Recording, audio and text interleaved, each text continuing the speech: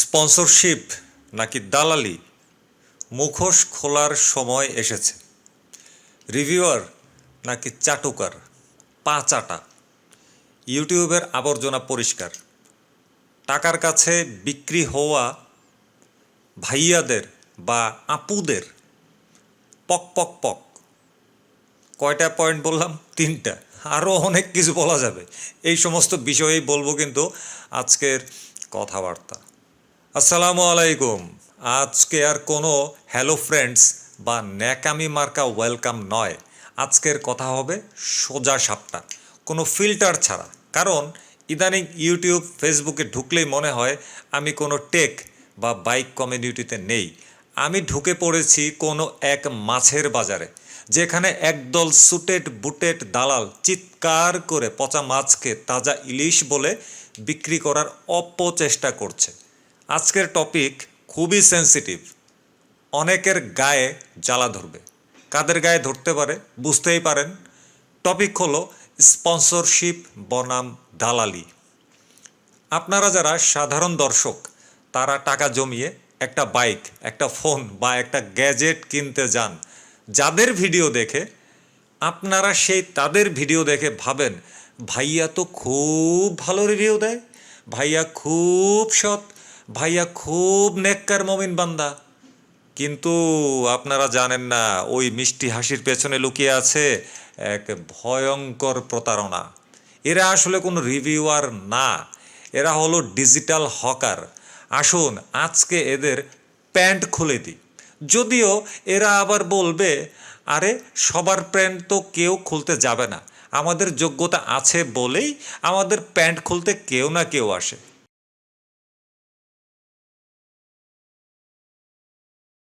প্রথমে বেসিকটা ক্লিয়ার করি, দালালি জিনিসটা আসলে কি।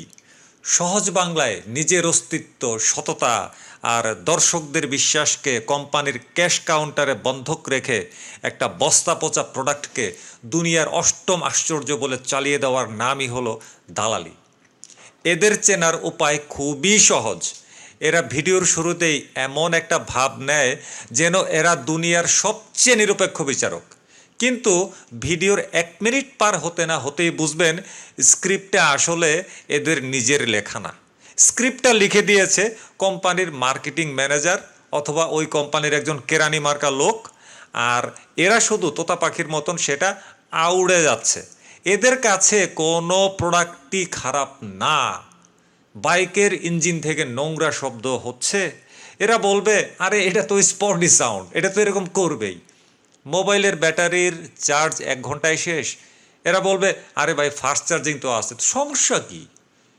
গাড়ির বডি একদম ছুনছান পাতলা প্লাস্টিক, এরা বলবে লাইট ওয়েট বডি, মাইলেজ ভালো পাবেন, টপ স্পিড ভালো পাবেন।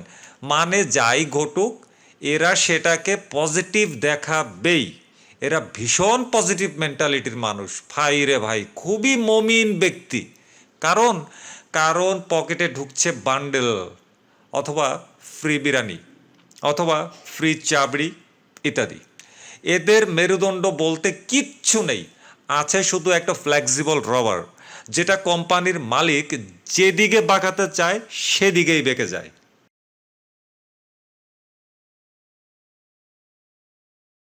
এখন অনেকে এসে বলবে ভাই কন্টেন্ট ক্রিয়েটরদের তো খেতে হবে, টাকা তো দরকার, স্পন্সরশিপ কি দোষের? ইউটিউব অ্যাড রেভিনিউ যা আসে সেটা দিয়ে কি চলা যায়? কিংবা ফেসবুক থেকে রেভিনিউ যা আসে অ্যাডের মাধ্যমে সেটা দিয়ে কি চলা যায়? না, অবশ্যই চলা যায় না, স্পন্সরশিপের দরকার আছে। তবে বলবো শোনেন হে মহাজ্ঞানী বুজুর্গরা, মানে কাদেরকে মহাজ্ঞানী বুজুর্গ বলতেছি সেটা তো বুঝতেই পারতেছেন। স্পন্সরশিপ আর দালালির মধ্যে আকাশ পাতাল তফাত আছে। এটা গুলিয়ে ফেলে তোরা নিজেদের পাপ ঢাকার অপচেষ্টা করিস না। স্পন্সরশিপ হলো কি? ব্যবসা। এটা সম্মানের। একজন ক্রিয়েটর বলবে এই ভিডিওটি অমুক কোম্পানি স্পন্সর করেছে, ব্যাস, স্বচ্ছতা শেষ। তারপর সে প্রোডাক্টের ভালো দিকও বলবে, খারাপ দিকও বলবে। সে কোম্পানির পয়সা নিয়েছে ঠিকই, কিন্তু নিজের জবান বিক্রি করেনি। সে তার অডিয়েন্সকে সম্মান করে। সে জানে আজ যদি আমি মিথ্যা বলে আমার ভিউয়ারদেরকে ঠকাই, কাল তারা আমাকে রাস্তায় দেখলে থুতু ছিটকাবে, নাক থেকে পানি ঝরাবে, এবং তারা যে ভালো দিকগুলোও বলে সেই বলার মধ্যেও একটা লাগাম থাকে। যেই লাগামটা রাখতে পারে না আমাদের সেই মহাজ্ঞানী মহাবুজুর্গ রিভিউয়াররা বা দালালরা। এত ভালো জিনিস হয়ে যায় তাদের কাছে সব কিছু, আর খারাপ জিনিস তো তারা খুঁজেই পায় না। এটা তো গেল স্পন্সরশিপের কথা। আর দালালি, দালালি হলো তো ডাইরেক্ট প্রতারণা। এরা স্পন্সরশিপের কথা স্বীকার করবেই না। এরা ভাব দেখাবে আমি অনেক রিসার্চ করে অনেক দিন ব্যবহার করে দেখেছি এই প্রোডাক্টের কোনো তুলনাই হয় না, অথচ বাস্তবতা হলো ওটা সে হয়তো বক্স থেকে খোলেইনি ঠিক মতো।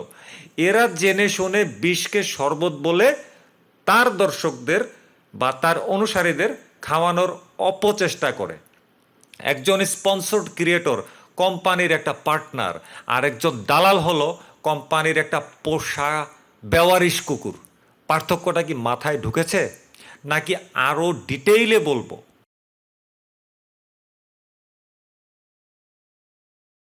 আসুন দালালদের ডিকশনারি থেকে কিছু শব্দ শিখি। এদের ভিডিওতে বা এদের পোস্টে কিছু কমন ডায়লগ থাকে যা শুনলেই বুঝবেন ডালমে কোচ কালা হ্যায়। প্রথম কথা হলো কি, বাজেট কিলার বা ফ্ল্যাগশিপ কিলার। ভাই, থার্ড ক্লাস একটা মাল, যার 1 বছর পর পার্টস পাওয়া যাবে কিনা সন্দেহ আছে। ঠিকভাবে রক্ষণাবেক্ষণ করা সত্ত্বেও সেইটা ভালো সার্ভিস দিবে কিনা সেই ব্যাপারেও জোরালো সন্দেহ আছে। সেটা নাকি আইফোন বা জাপানি বাইকের কিলার হয়ে যায়, ওরা বলে আর কি। আরে তোদের কি লজ্জা করে না? দর্শকরা কি ঘাস খায়? তোরা 5-10 হাজার এমনকি 500 টাকা পকেটে ভরেও একটা জঞ্জালকে কিলার বানায়া দেস, আর সাধারণ মানুষ সেইটা কিনে মাসের পর মাস সার্ভিস সেন্টারে বসে কাঁদে, রাস্তাঘাটে ক্ষোভে ফুঁসে উঠে, অসহ্য যন্ত্রণায় গালি দেয়। কিন্তু তোদেরকেই এই কান্নার দায় আসলে কে নিবে? তুই নিবি? নিবি না। তোর তো দরকার যে 500, 1000, 500, 10,000, ওইটা তো তুই পাইয়ে গেছস। তাদের 2 নাম্বার ডায়ালগ হচ্ছে কি ডিকশনারির, ভ্যালু ফর মানি। আহা, এই শব্দটা শুনলে আমার একেবারে বমি পায়, ওয়াক ওয়াক। এদের কাছে দুনিয়ার সব কিছুই ভ্যালু ফর মানি। আচ্ছা ভাই, তগরে কইতো না, সরি তোরা ভাই না, আচ্ছা দালাল, দালাল রে আবার ভাই কি? দালাল তো দালালি, তাই না? ওদেরকে বলি, আচ্ছা রে দালাল, বলতো তোরা যে বলস অমুক প্রোডাক্টটা ভ্যালু ফর মানি, এইটা কিসের ভিত্তিতে তোরা অডিট করস? তোদের যোগ্যতাটা কি? একটা প্রোডাক্টকে ভ্যালু ফর মানি বলতে গেলে কতগুলা প্যারামিটার চেক করা লাগে, গবেষণা করা লাগে, সেটা কি তোরা জানোস? না জানলে আমারে বলিস, চেষ্টা করব তোদের চোখে আঙ্গুল দিয়ে দেখা দেওয়ার জন্য যে একটা প্রোডাক্টরে গবেষণা করে কিভাবে বলতে হয় ভ্যালু ফর মানি।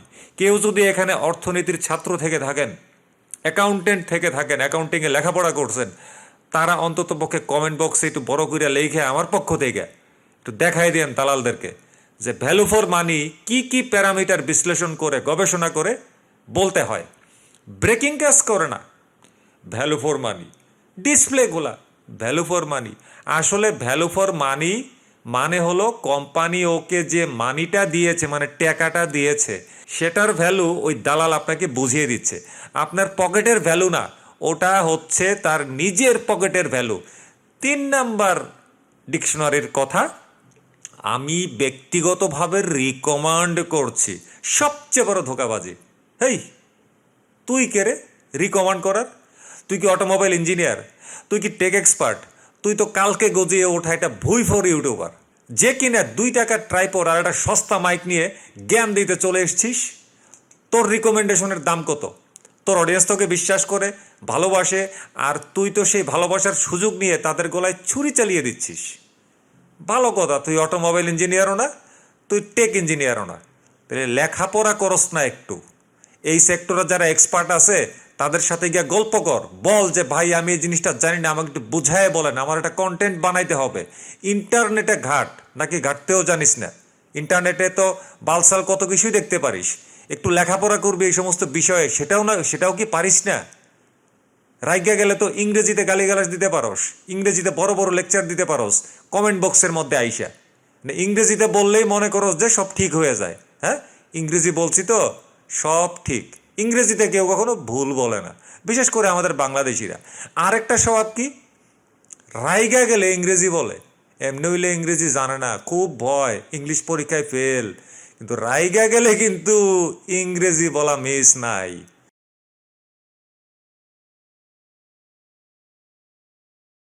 এদের কাজ করার ধরনটা কি লক্ষ্য করেছেন? সাধারণ দর্শকদের বলছি, দালালদের নয়।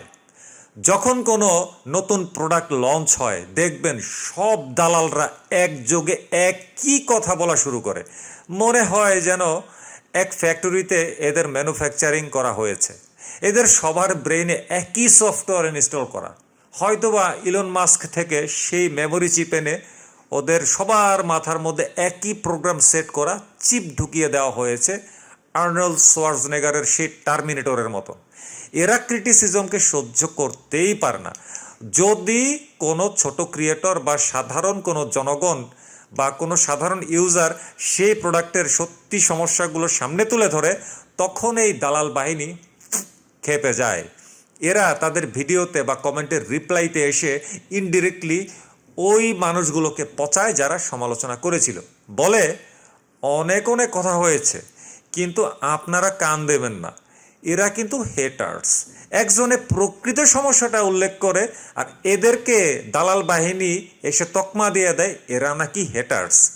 আরে গাধা, দুঃখিত, গাধারাও বোঝাটাই না আরেকটা মানুষের উপকার করে। তোরা গাধাও না, তোরা দালাল।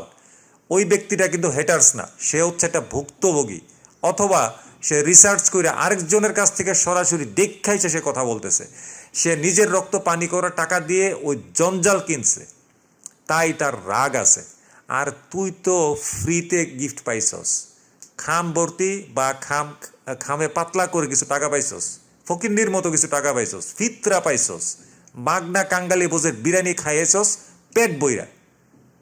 এই জন্য তোর মুখ থেকে এত মধু জোরে। তুই কি কাস্টমারের যন্ত্রণা বুঝবি রে দালাল? এরা ইভেন্টে যায়, কোম্পানির টাকায় 5 স্টার হোটেলে বিরিয়ানি খায়, প্লেনে করে ট্যুর দেয়। হ্যাঁ, কেউ কেউ কিন্তু হাইটটাও ট্যুর দেয়, এমন পাবলিকরাও কিন্তু আমি চিনি। তারপরে ক্যামেরার সামনে এসে বলে কোম্পানি অনেক উন্নতি করেছে, অনেক রেমিটেন্স এনে বাংলাদেশকে একেবারে পুরো ছাদে তুলে দিছে। হ্যাঁ রে, কোম্পানি উন্নতি করেনি, তোর লাইফস্টাইল উন্নতি করছস ও কোম্পানির টাকায়। আর সেই উন্নতির বিলটা মেটাচ্ছে কে? আমি এবং আমার মতন একেবারে সাধারণ মানুষ যারা আছে ঠিক তারাই।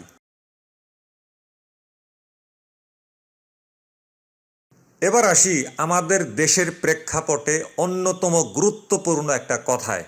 এই দালালরা দেখবেন ভিডিওর শুরুতে খুব সুন্দর করে বলবে আসসালামু আলাইকুম, নমস্কার, অথবা ভিডিওর মাঝখানে বলবে আলহামদুলিল্লাহ, সুবাহান আল্লাহ, আল্লাহু আকবার, এরকম সুন্দর সুন্দর ধর্মীয় শব্দ উচ্চারণ করবে। ওদের কি মনে হয় না যে ওরা যে কাজটা করছে সেইটা তাদের ধর্মের সাথে সাংঘর্ষিক? শোনেন, পুরুষ ও নারী দালাল বর্গ, আপনারা হয়তো দুনিয়ার আদালতকে ফাঁকি দিতে পারবেন, কিন্তু উপরওয়ালার আদালত, সেই চিন্তা করার মতন ব্রেন কি আসলে আপনাদের আছে? নাকি সব কোম্পানির কাছে চিরজীবনের জন্য বর্গা দিয়ে দিছেন? মনে হয় তো তাই। ইসলাম কি বলে? ইসলাম ধর্মে রাসূলুল্লাহ সাল্লাল্লাহু আলাইহি সাল্লাম স্পষ্ট বলেছেন, যে ধোঁকা দেয় সে আমার উম্মতের অন্তর্ভুক্ত নয়। ধোঁকা আসলে কে দেয়? ইবলিস শয়তান দেয় আদম সন্তানকে। ওই দালালদের মধ্যে ভর করছে হচ্ছে ইবলিস শয়তানের সব কিছু। সে ওই ইবলিস শয়তান ওই দালালের রূপ নিয়ে আইসা আপনাকে আমাকে সাধারণ মানুষকে ধোঁকা দিচ্ছে। আপনারা যখন টাকার বিনিময়ে, মানে আপনারা না, ছি ছি ছি ছি, ওদেরকে আপনি বলে আমি কথা বলি না, দালাল যখন টাকার বিনিময়ে একটা খারাপ পণ্যকে ভালো বলে চালিয়ে দেয়, পণ্যের দোষ গোপন করে, এইটা কিন্তু একেবারে সরাসরি ধোঁকা এবং মিষ্টি কথার মাধ্যমে গোপনটা করে। কত বড় হারামি হইতে পারে! ব্যবসার নামে এই দালালরা যা কামায়, এটা হচ্ছে কিন্তু সম্পূর্ণ হারাম। হারাম টাকায় কেনা বিরিয়ানি খেয়ে ভিডিও বানালে বা পোস্ট লিখলে শরীরের চর্বি বাড়বে ঠিকই, এই চর্বি দিয়ে কিন্তু বিবেকটা পুরাটা ঢেকে যায়। মনে রাখিস, পণ্যের দোষ গোপন করে বিক্রি করা এই ইসলাম ধর্মে কঠোরভাবে নিষিদ্ধ। তুই যদি ইসলাম ধর্মের অনুসারী হস, চিন্তা কইরা দেখিস, না না, তোদের চিন্তা তো দালালির চর্বিতে ঢেকে ফেলাইছস, তোদের আবার কোনো চিন্তা আছে নাকি? এবারে দেখেন তো হিন্দু ধর্মে কি বলে। হিন্দু ধর্মে সত্য বা সত্যমের জয়তে কে সর্বোচ্চ স্থান দেওয়া হয়েছে। দালালরা যে মিথ্যা বলে, অসৎ উপায়ে মানুষকে ঠকিয়ে অর্থ উপার্জন করে, এইটা হচ্ছে সম্পূর্ণ অধর্ম। গীতায় বলা হয়েছে কর্মফলের কথা। আজ দালাল মিথ্যা বলে একজন সাধারণ মানুষকে ঠকাইল। দালালের এই পাপকর্ম বা ব্যাড কার্মা জমা হচ্ছে, এর ফল দালালকে ভোগ করতেই হবে। খ্রিস্টান ও বৌদ্ধ ধর্মে কি বলছে? বাইবেলে বলা আছে মিথ্যা সাক্ষ্য দিও না। দালালরা তো টাকার বিনিময়ে মিথ্যা সাক্ষ্যই দিচ্ছে সেকেন্ডে সেকেন্ডে। বৌদ্ধ ধর্মে সম্যক জীবিকা বা সৎ উপার্জনের কথা বলা হয়েছে। প্রতারণা করে জীবিকা নির্বাহ করা সেখানেও কিন্তু মহাপাপ। শাস্তি কিন্তু শুধু পরকালেই নয়, যার যার ধর্মের বিশ্বাস অনুযায়ী কথাটা বলছি, হ্যাঁ, শাস্তিটা কিন্তু শুধুমাত্র পরকালেই নয়, এই ইহকালেও কিন্তু এই দালালগুলার কপালে শাস্তি জুটে, অপমান জুটে, লাঞ্ছনা জুটে, বদদোয়া জুটে, গালি জুটে। এমনকি এরা এদের স্বভাবের কারণে এদের জন্মদাতা পিতা মাতাকেও কথা শোনায়, এদের বংশ ধরে এদের বংশকেও কিন্তু গালি শোনায়। কিন্তু এদের কোনো হুঁশ জ্ঞান হয় না। এদের হুঁশ জ্ঞান সম্পূর্ণরূপে লিজ দেওয়া হয়েছে চিরজীবনের জন্য সেই সমস্ত ইস্ট ইন্ডিয়া কোম্পানি অর্থাৎ প্রতিষ্ঠানগুলোর প্রতি। তাহলে ভিডিওর শুরুতে ধর্মের বুলি আউড়িয়ে লাভ কিরে ভাই? দিন শেষে শয়তানের দালালি করস তোরা। তোরা শুধু দর্শকদের পকেট কাটস না, তোরা তোদের পরকালটাও বিক্রি করে দিছস সামান্য কিছু টাকার বিনিময়ে। ছি, তোদের প্রতি মারাত্মক রকমের ধিক্কার। তোরা মানুষ তো নাই, তোরা পশুর চাইতেও অধম। বুঝোস নাকি এই কথাগুলা? না বুঝলে বাংলা অভিধানগুলা ঘাইটটা দেখে নিস।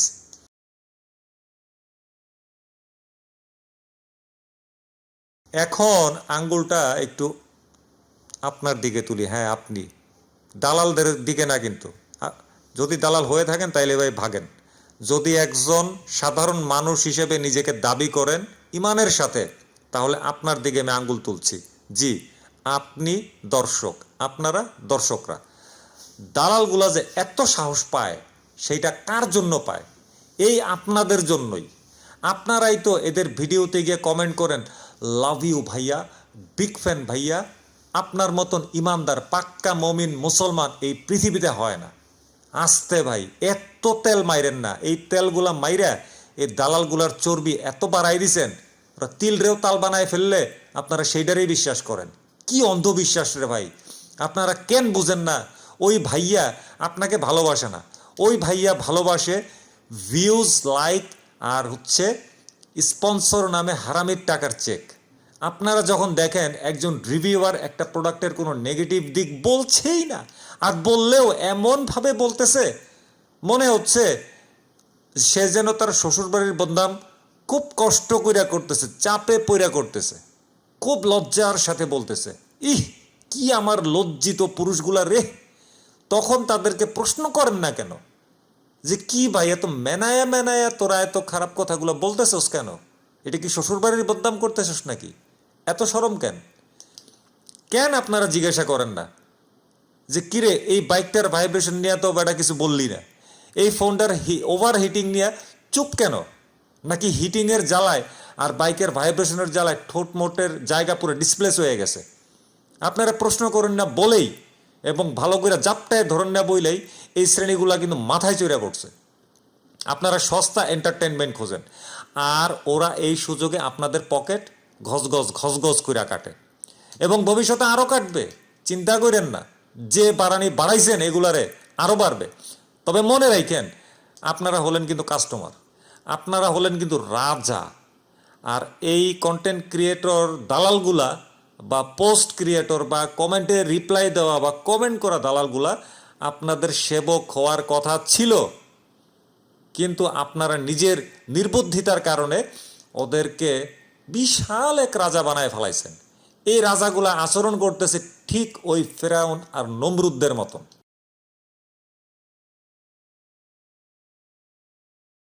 শোন হে দালাল সমাজ, দালাল সমাজের অধিপতি কিংবা অধিপতিনী দালাল বর্গ, তোদের দিন কিন্তু শেষ হয়ে আসছে। অলরেডি মানুষজন তোদেরকে কিন্তু চেনা শুরু করে দিছে।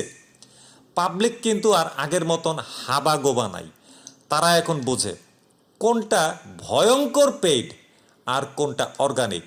তোরা যারা ভাবস মিথ্যা বইলা তেল মাইরা আজীবন পার পাইয়া যাবি, ভুল ভাবছস। যেদিন দর্শক বুঝবে যে তাদের কষ্টের টাকা তোর মিথ্যা রিভিউয়ের কারণে জ্বলে গেছে, সেদিন তোদের নাম আসা মাত্রই ওই মানুষটা রাস্তায় থুতু ফালাবে। এখনো সময় আছে, যদি পারস তোবা টোবা কইরা লাইনে আয়। আমি জানি তোরা লাইনে আইবি না, কারণ তোরা তোদের আত্মাটারাই বিক্রি করে দিছস কোম্পানির কাছে, আজীবনের জন্য লিস্ট দিয়ে দিছস। স্পন্সরশিপ নে, সমস্যা নাই, টাকা ইনকাম কর, সমস্যা নাই, কিন্তু দালালি করিস না।